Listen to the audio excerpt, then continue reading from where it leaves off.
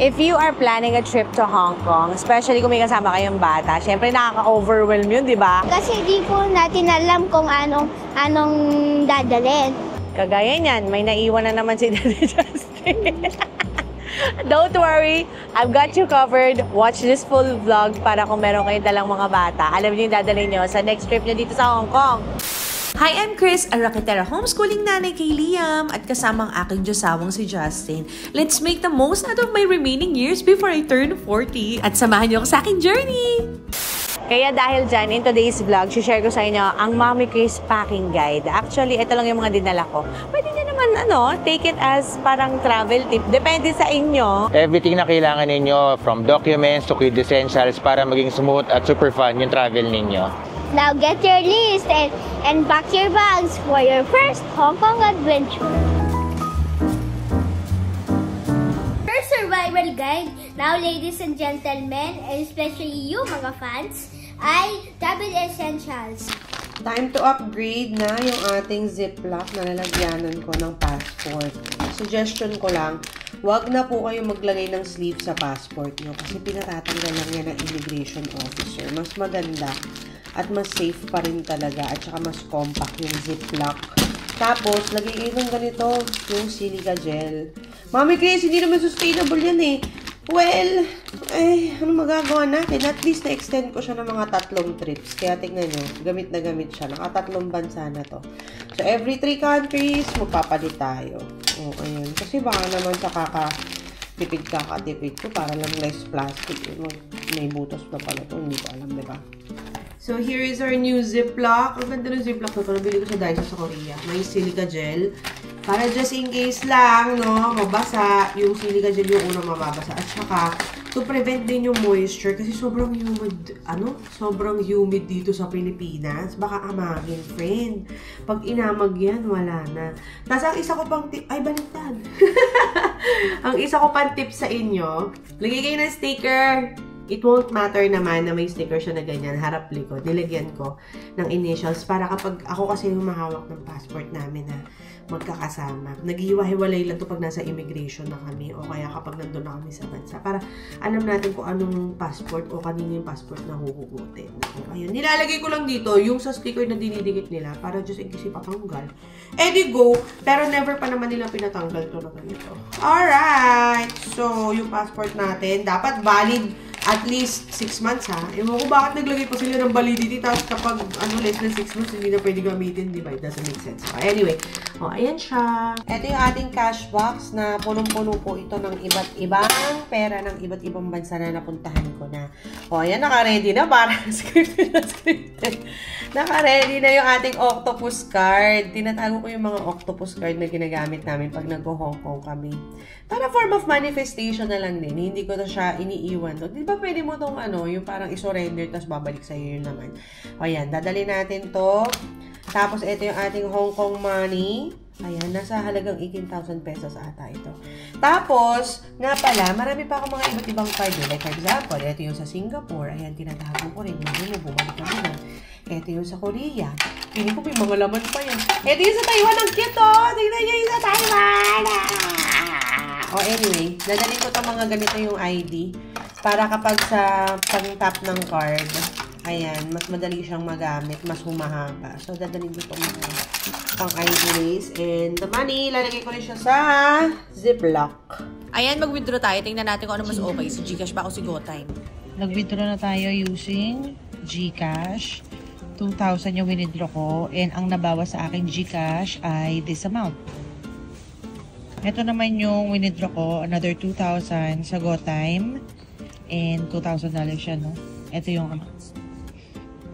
We just arrived at Hong Kong International Airport and nakuha ko na yung ating SIM card. Ayan siya. Nabili ko sa Klook. 3 yung kinukuha namin palagi para lahat kami may separate na internet connection. Okay. Sa mga bago sa ating palabas, kasi nag-wifi, nagpapacket wifi kami dati. Nung nandun kami sa Korea, nagkahiwalay kami sa Namsan Tower. Ako nasa kabilang tower. Nag-away kami ng bongga ng asawa. So, dahil dyan, natutunan namin na dapat isa-isang SIM card talaga. Number 2, clothing. Use jeans, shorts, jackets when it gets cold, okay? Eto na yung aking maletang gagamitin. So, time to pack! Ito yung mga outfits ko sa mga susunod na araw. Inayos ko na siya. Pero, ganito kalaki yung maleta natin. Nang wala pa siyang laman, feeling ko baka mga 4 kilograms to or baka 5 kilograms na siya. Okay, let's see! What can we put inside?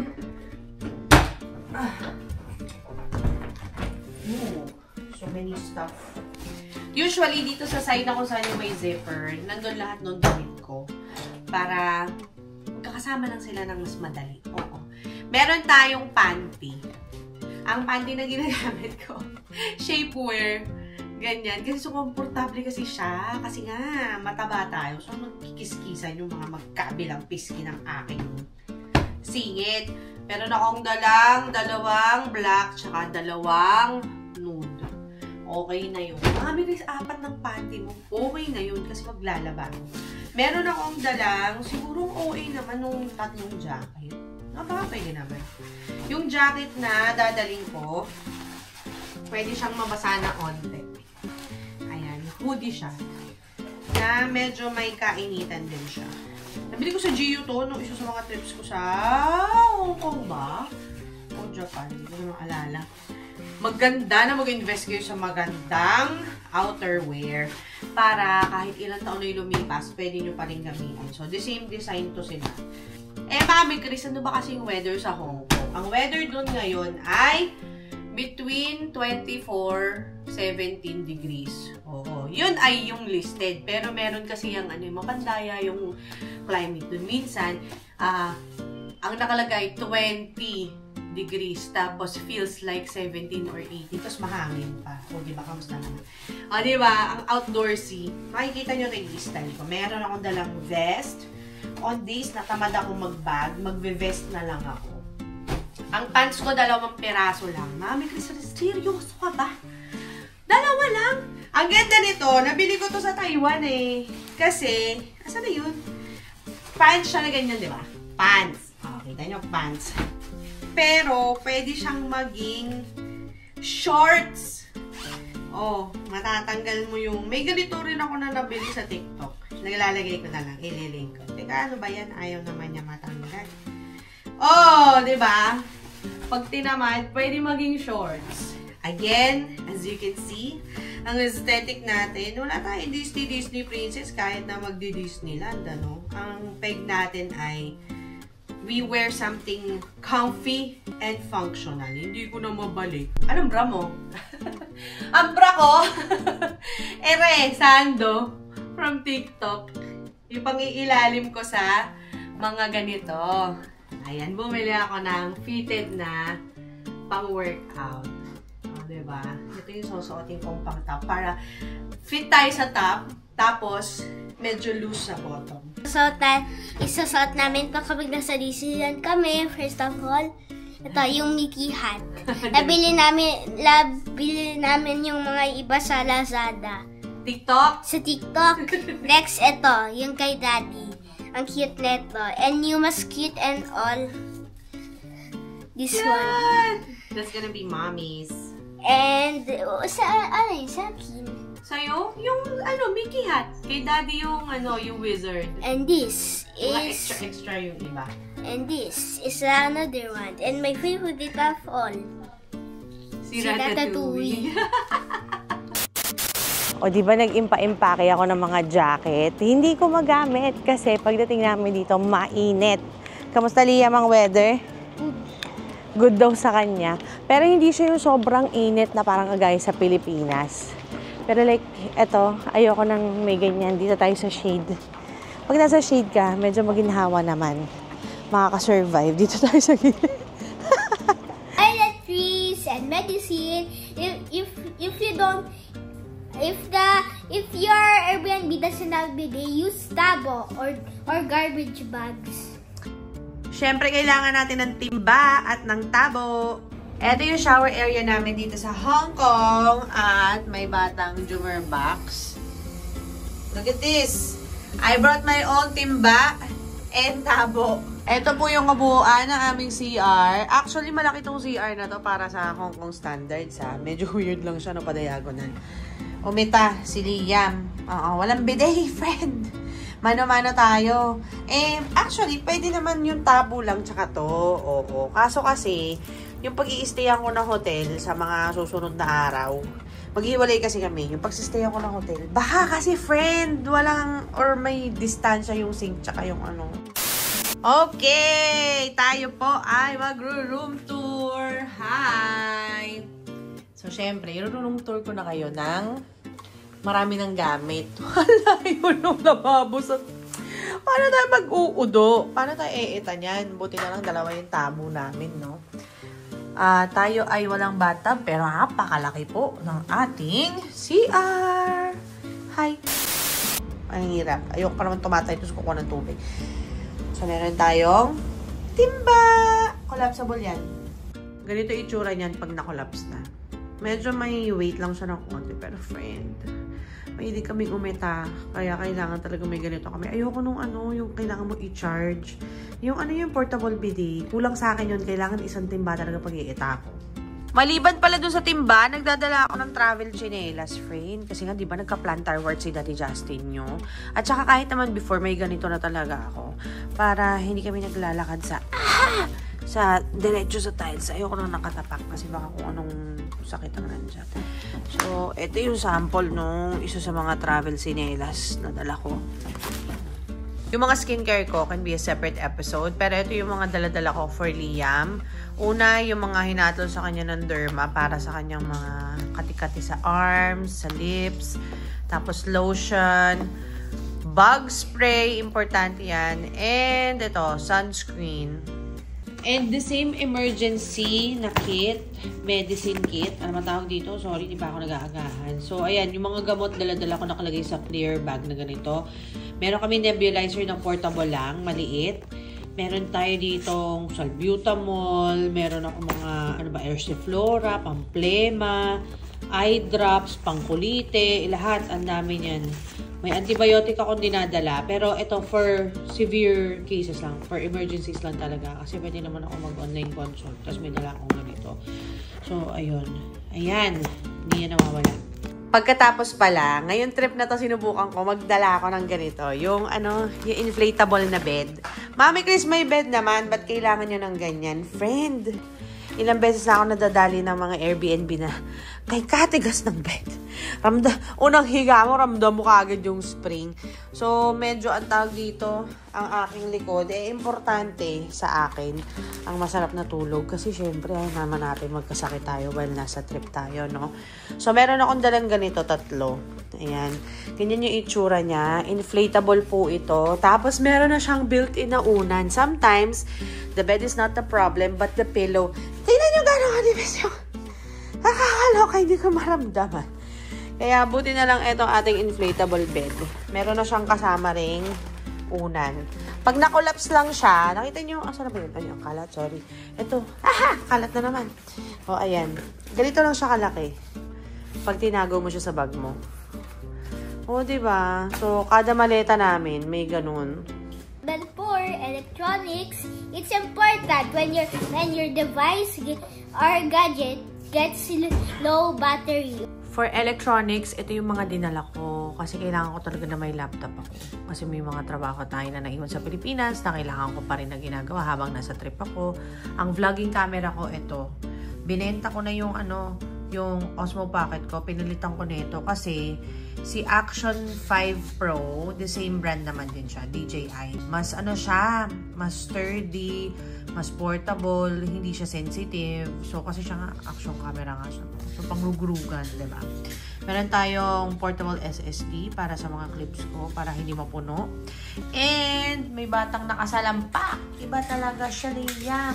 Meron tayong extension doon. Lagi kami may dalang extension. At saka, may mga saksakan ng mga charger and power bank. Si Daddy Justin nyo, dahil siya din, rumaraket. So, meron siya dito sarili niya setup. Ang gulo, diba? Oo. Mas maganda yung extension ni Daddy Justin nyo. Meron akong ganito puti yung sa akin. Kaso hindi ko makita nung araw na nag-i-impake ako. Kaya, mas mahaba yung nadala ko. Yung sa kanya mas maganda kasi meron na siyang Yung ganito, oh. Ano ba tawag sa ganyan? Basta yung kahit ano yung pwedeng kasha. Tapos, meron na siyang Type-C, tapos may USB. Huwag nyo rin palang kalimutan magdala ng ganito. Yung travel na adapter. Kasi minsan, ito yung plug nila dito sa Hong Kong. Ayan, para lang alam nyo. Kasi minsan, hindi lahat ng places may available na ganyan. And syempre, bring your own weighing scale para hindi kayo ma-overweight at magbayad ng mahal. Ito, nabili ko to sa Taiwan sa Donkey. Pero may mga ganito sa TikTok shop. Hindi rin pala mawawala yung aming massage gun. Lagi kami may dalang massage gun kapag nagta-travel kami. Si Daddy Justin, yung sa kanya tong green. Nagdala siya ng iba't ibang klase ng sungot. Yung sa akin kulay pink. Ganito rin yun. Tig-isa kami para kapag halimbawa nag-iintay sa airport. O kaya sa Disneyland. Dinala namin ito sa Disneyland, friend. Para habang nag-iintay ng momentos, tayo ay makakapag-massage sa paa. Pala akong dala na ganito, yung bangkito. Para pag napagod ako, pwede akong umupo. Maliit lang to pag nakulap siya. Hindi ko lang mapakita sa inyo. Pero yun lang siya, ganyan lang siya kalaki. Kasya siya dun sa aking travel bag. Pwede siyang ilagay dun. And then, si Liam, dahil nga homeschooling kami, ang aming setup, meron siya mga magazines and books. Ayan. Ano ba tawag dito sa books na lang. May book siya para hindi siya laging naka-screen time. Ngayon kasi naka-screen time ang maliit. Tapos, ito yung aming ginagamit para sa lessons niya. May mga activities dito. So, nag-aaral pa rin si Liam kahit nasa travel siya. Sinasama ko lang. Kahit na kung tutuusin talaga, mas malaki matitipid ko, mas malaking kita kung wala itong mga to eh. Pero sama na lang natin para masaya. Number 5 for families with young kids. If you can buy walkie-talkies. Ito yung walkie-talkies na dala namin. Ito yung aking travel bag for this trip. Ito yung walkie-talkie ko. Si Liam, ito yung bag niya. Ito yung walkie-talkie niya. Kasi minsan, may mga times na nag-fail yung internet. So, para mabilis namin makausap ang isa't isa. For emergency purposes yan. Just in case may malobat. Or halimbawa, mag-fail yung internet. Di namin makita isa't isa. Ayan. Tapos si Liam, may tracker pala to siya. Ito yung tracker niya. Meron kasi siya ding maliit na lang dito. Just in case mainis siya dito sa malaki. Meron siyang mas maliit na option. So, nilalagay na lang namin yan dyan.